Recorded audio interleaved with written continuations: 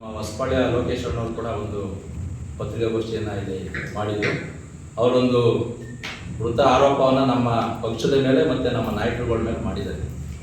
ಸತ್ಯಗಾಲ ಯೋಜನೆ ನೀರು ನಮ್ಮ ಮಾಡಿದ ನೀರನ್ನು ನಮ್ಮ ಕಾಂಗ್ರೆಸ್ ಸರ್ಕಾರ ಮತ್ತು DK ಶಿವಕುಮಾರ್ ಅವರು, ಸುರೇಶ್ ಅಣ್ಣವರು ಮತ್ತು ನಮ್ಮ ಬಾಲಣ್ಣವರು ಈ ಒಂದು ನೀರನ್ನು ದಾಬಸ್ಪೇಟೆಗೆ ಕೊಡ್ತಾ ಇದ್ದಾರೆ, ನಮ್ಮ ತಾಲೂಕಿಗೆ ಕೊಡ್ತಾ ಇಲ್ಲ ಅಂತ ಒಂದು ಆರೋಪವನ್ನು ಮಾಡಿದ್ದಾರೆ. ನಾನು ಮೊದಲಿಗೆ ಅವರಿಗೆ ಕೇಳುವಂಥ ಪ್ರಶ್ನೆ, ಸತ್ಯಗಾಲ ಯೋಜನೆ ನೀರು ತಂದವರು ಯಾರು ಈ ನಮ್ಮ ಮಾಗಡಿ ತಾಲೂಕಿಗೆ? ಅದು ಬರೋದಕ್ಕೆ ಮೂಲ ಕಾರಣ ಯಾರು? ಆ ಯೋಜನೆ ಇವತ್ತು ಅನುಷ್ಠಾನವಾಗಿ ಈಗಾಗಲೇ ನಿಮಗೆಲ್ಲ ಮಾಧ್ಯಮ ಮಿತ್ರರಿಗೆ ಗೊತ್ತಿರದಂಥ ವಿಚಾರನೆ. ಈಗಾಗಲೇ ನಾವು ಅದನ್ನು ಸುಮಾರು ಕೋಟಿಗಳ ವೆಚ್ಚದಲ್ಲಿ ಚಕ್ರಬಾವಿನಲ್ಲಿ ಅದನ್ನು ಯೋಜನೆಯನ್ನು ಅನುಷ್ಠಾನ ಮಾಡಿ ಗುದ್ಲಿ ಪೂಜೆ ಮಾಡಿ ನಮ್ಮ ಮಾಡವಾಡ ಹೋಬಳಿಯ ಸುಮಾರು 18ಕ್ಕೂ ಅಧಿಕ ಕೆರೆಗಳಿಗೆ ನೀರನ್ನು ತುಂಬಿಸುವಂಥ ಯೋಜನೆಯನ್ನು ಈಗಾಗಲೇ ನಾವು ಕಾರ್ಯಗತ ಮಾಡಿದ್ದೀವಿ. ಆ ಕೆಲಸ ನಡೀತಾ ಇದೆ. ನಾನು ಹೊಸಪಾಳ್ಯ ಲೋಕಣ್ಣವ್ರು ಕೇಳೋದು, ಸುಮ್ಮನೆ ನೀವು ತಾಲೂಕಿನ ಜನತೆಗೆ ತಪ್ಪು ಮಾಹಿತಿಯನ್ನು ಕೊಡಬೇಡಿ. ದಯವಿಟ್ಟು ನಿಮಗೇನಾದ್ರು ಮಾಹಿತಿ ಕೊರತೆ ಇದ್ದರೆ, ನೀರಾವರಿ ತಜ್ಞರಿದ್ದಾರೆ, ಇನ್ನೂ ಅನೇಕ ಜನ ದೊಡ್ಡವರು ಹಿರಿಕರಿದ್ದಾರೆ, ಅವ್ರನ್ನ ವಿಚಾರಿಸಿ. ನೀವು ಅದರಲ್ಲೇ ತಪ್ಪಿಲ್ಲ. ಇಲ್ಲ ನೀವು ಆ ನೀರಿನ ವಿಚಾರವಾಗಿ ಏನಾದ್ರು ಸಜೆಷನ್ಗಳಿದ್ರೆ ಕೊಡಿ, ನಾವು ತಗೊಳ್ಳೋದಕ್ಕೆ ಸಿದ್ಧ ಇದ್ದೀವಿ. ಆಮೇಲೆ ಈ ತಾಲೂಕಿನ ಜನಪ್ರತಿನಿಧಿಗೆ ಹೇಳೋರಿಲ್ಲ ಕೇಳೋರಿಲ್ಲ ಅವ್ರ ಮಾತನ್ನು ಕೂಡ ಅವರು ಹೇಳಿದ್ದಾರೆ. ಇವತ್ತು ಅದೇ ಜನಪ್ರತಿನಿಧಿ ಹೇಳೋರು ಕೇಳೋರು ಇರೋದಕ್ಕೇ ಈ ಯೋಜನೆಯನ್ನು ಅನುಷ್ಠಾನ ಮಾಡಿರುವಂಥದ್ದು.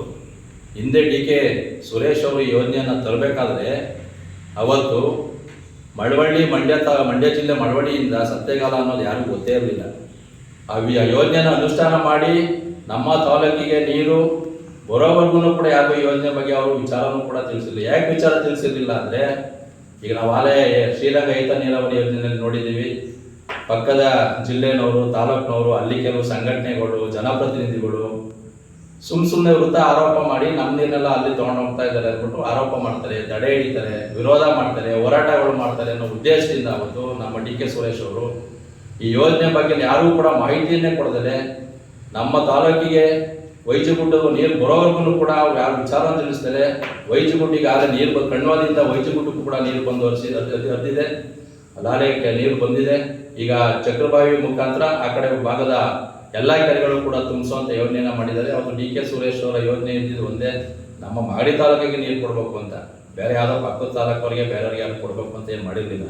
ನಮ್ಮ ಮಾಗಡಿ ತಾಲೂಕಿಗೆ ನೀರು ಕೊಡಬೇಕು ಅಂತ ನಾನು ಕೇಳೋದು, ಮಾನ್ಯ ಲೋಕೇಶ್ ಅಣ್ಣವರೇ, ಈ ಸತ್ಯಗಾಲ ಯೋಜನೆ ಆಗ್ಬೋದು, ಶ್ರೀರಂಗ ನೀರಾವರಿ ಯೋಜನೆ ವಿಚಾರದಲ್ಲಿ ನಿಮ್ಮ ಕೊಡುಗೆ ಏನು? ನಮ್ಮ ತಾಲೂಕಿಗೆ ನಿಮ್ಮ ಕೊಡುಗೆ ಏನಿದೆ? ನೀವೇನಾದರೂ ಈ ಯೋಜನೆ ಬಗ್ಗೆ, ಸತ್ಯಗಾಲ ಯೋಜನೆ ಬಗ್ಗೆ ಏನಾದರೂ ಮುಂಚೆ ಯಾರ ಹತ್ರ ಚರ್ಚೆ ಮಾಡಿದ್ದೀರಾ? ಇಲ್ಲ ಯಾರ ಹತ್ರನಾದರೂ ಪತ್ರ ವ್ಯವಹಾರ ಮಾಡಿದ್ದೀರಾ? ಇಲ್ಲ ಯಾರಾದರೂ ಮುಖ್ಯಮಂತ್ರಿಗಳನ್ನ ಮೀಟ್ ಮಾಡಿದ್ದೀರಾ? ಇಲ್ಲ ಯಾರಾದರೂ ಮಂತ್ರಿಗಳನ್ನ ಮೀಟ್ ಮಾಡಿದ್ದೀರಾ? ನೀವು ಇದ್ರ ಬಗ್ಗೆ ನಿಮ್ಮ ಕೊಡುಗೆ ಏನಿದೆ? ಈಗ ಯಾರೋ ಪಾಪ ಪುಣ್ಯಾತ್ಮರು ಮಾಡಿದ್ದಾರೆ ನಮ್ಮ ತಾಲೂಕಿಗೆ. ಆ ತಾಲೂಕಿಗೆ ನಮ್ಗೆ ಬರ್ತಾ ಇರೋಂಥ ನೀರನ್ನು ಉಪಯೋಗಿಸ್ಕೊಬೇಕು. ಸುಮ್ಮನೆ ತಪ್ಪು ಕಲ್ಪನೆ, ತಪ್ಪು ಭಾವನೆ, ಜನಗಳಿಗೆ ತಪ್ಪು ಮಾಹಿತಿಯನ್ನು ಕೊಡಕ್ಕೆ ಹೋಗ್ಬಾರ್ದು. ಯಾಕಂದರೆ ನೀವು ನಿಮ್ಮ ಮೇಲೆ ನಮ್ಗೆ ಅಭಿಮಾನ ಇದೆ. ಯಾಕಂದರೆ ನೀವು ಹೋರಾಟಗಾರರು, ಅನೇಕ ಹೋರಾಟ ಮಾಡಿದ್ದೀರಾ, ಅನೇಕ ರೈತರುಗಳ ಪರವಾಗಿ ಹೋರಾಟ ಮಾಡ್ತೀರಾ, ನಾವಿಲ್ಲ ಅಂತ ಹೇಳೋದಿಲ್ಲ. ಆದರೆ ಈ ವಿಚಾರದಲ್ಲಿ ದಯವಿಟ್ಟು ನಮ್ಮ ಸರ್ಕಾರದ ಮೇಲೆ ಆರೋಪ ಮಾಡದಿರೋಂಥದ್ದು ನಾನು ನಿಜವಾಗ್ಲೂ ಖಂಡಿಸ್ತಾ ಇದ್ದೀನಿ. ಯಾಕೆಂದರೆ ಈ ಯೋಜನೆ ತರಲಿಕ್ಕೆ ಮೂಲ ಕಾರಣ DK ಸುರೇಶ್ ಅವರು, ಶಿವಕುಮಾರ್ ಅವರು.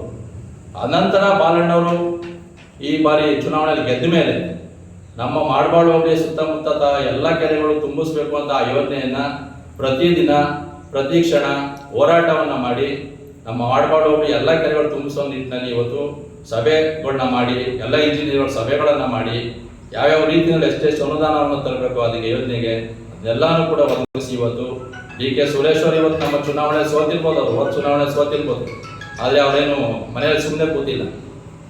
ಬಾಲಣ್ಣವರು ಅವ್ರ ಜೊತೆ ಕೈ ಜೋಡಿಸಿ ಇವತ್ತು ಎಲ್ಲ ನೀರನ್ನು ವ್ಯವಸ್ಥೆಯನ್ನು ಮಾಡಿದ್ದಾರೆ.